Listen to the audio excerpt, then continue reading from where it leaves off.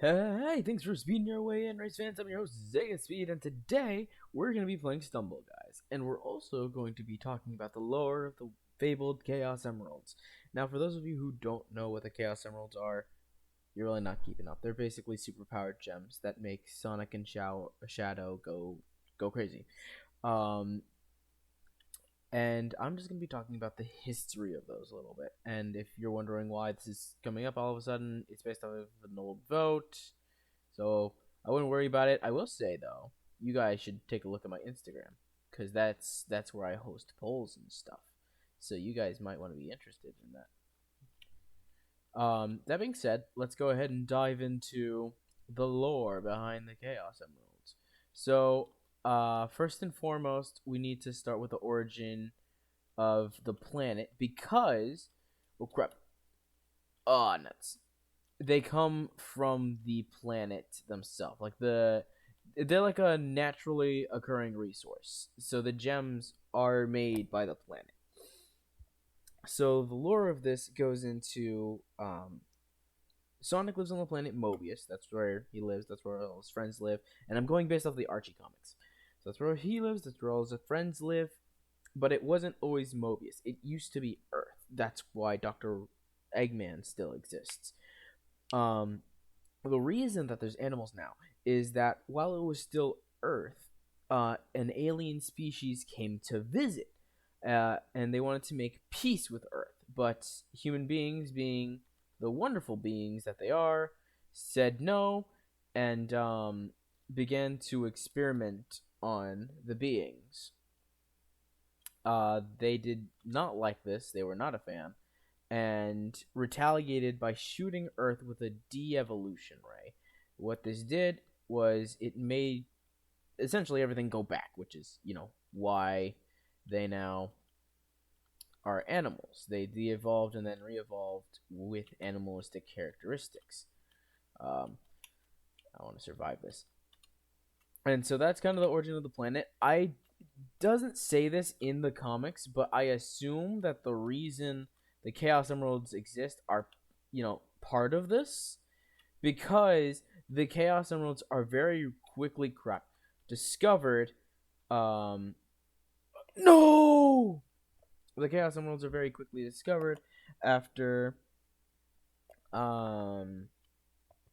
after they begin to gain sentience. One of the prime examples of this is Mammoth Mogul. You guys don't know who he is, but he's one of the first beings who discovers Chaos Emeralds. I just realized I wasn't playing in that.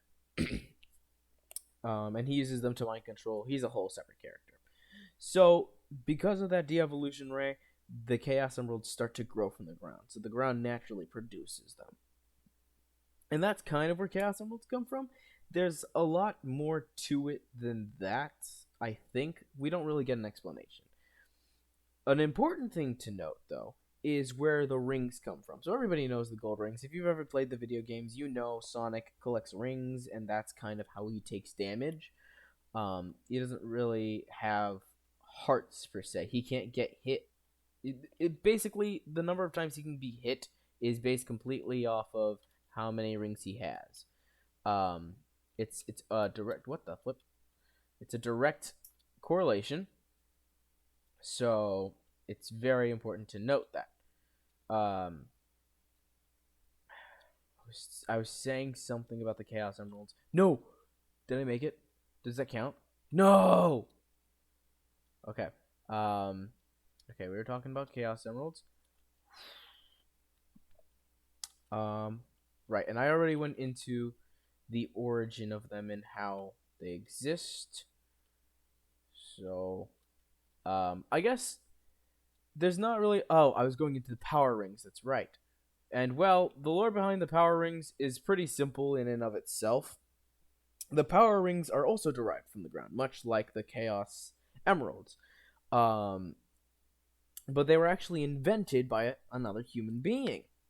I don't remember his name off the top of my head, but we can go more into him later. In essence, he created a device that can harness the energy from the ground, and he kind of created this fifth element, the energy ring. They are kind of interchangeable, if that makes sense. The ranking of power level goes Master Emerald, Chaos Emerald, Red Rings, and then regular rings. And we've discussed where the regular rings and the Chaos Emeralds come from. So where do the other ones come from? Well, the Master Emerald comes back to this guy I mentioned earlier, Mammoth Mogul. And he's kind of in an attempt to control the planet. He wants to rule the world. And so a while back, not quite as far back, now we're in um, the Echidna civilization, where the Echidnas exist. And this is very important because they've managed to harness the energy of the Chaos Emeralds to power their city. But, and this isn't what wipes out the Echidna. What the heck? They just knocked me off. This isn't what kills this. Yeah, sorry. The Echidna civilization now has access to Chaos Emeralds, and they use it to power their city. However, they soon learn, using their advancements in technology, that a meteorite is going to come and essentially destroy the land on which they walk. And they're under threat, and they're kind of like, okay, well, crap, what do we do now? And so the greatest minds get together, and they decide, you know what? If we can lift the entire city out and away from the radius of destruction, then we can save our civilization. I'm not gonna make it, am I? No, I almost made it. But anywho, they decide, if we can lift the city, we can save it, because they couldn't build a shield that would be strong enough, and there was really not many other options. But they had time. Time was the one thing they had on their side. So they started a project. This took about 10, 15 years, and eventually they barely make it, because they're very short on time, but they barely make it. They lift the city, using the Chaos Emeralds just in time before the meteor cracks down, and that's how you get Angel Island. Now, where's the Master Emerald fit in all this? Well, what lifts the Angel Island originally isn't the Master Emerald. It's 7 Chaos Emeralds. 6 or 7, I forget the exact number.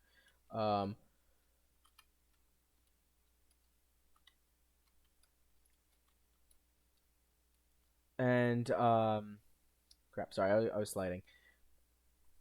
When Mammoth Mogul realizes that they are using Chaos Emeralds to keep their city up, he attempts to steal them. And in this attempt, he creates some sort of catastrophic accident that actually encases him in a giant Chaos Emerald. He later escapes this, but the giant emerald remains, and it is what is commonly referred to as the Master Emerald. And this is actually made a long time before the fall of the Echidna, the fall of the Echidnas.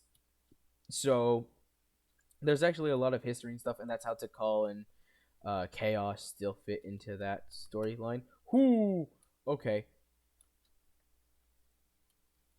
I'm focusing a lot here, because this is sketchy. Whoo! Whoo! Whoo! Whoo! I almost didn't qualify. Okay.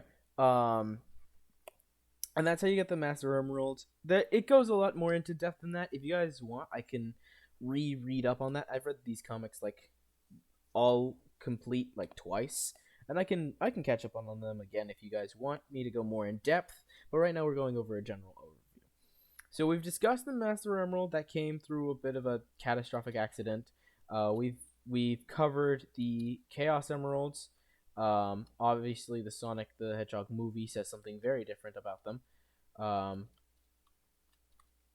And we've gone over the regular rings. So the last power source we have to go over is the red rings. Now, some of you might know about the red rings, might have heard of them from somewhere, because they do exist in the current Sonic games.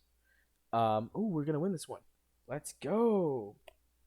They do exist in the current Sonic games, but there's not a lot of them. You collect 5 per level, and that's because they're slightly less rare than the Chaos Emeralds, but more rare than the regular rings.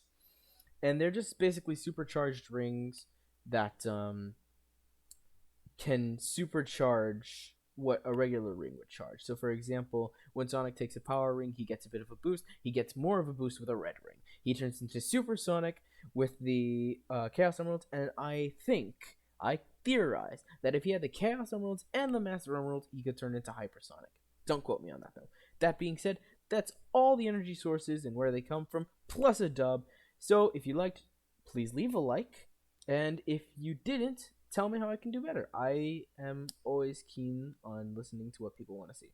So that's it for me. I will see you guys next time. Goodbye.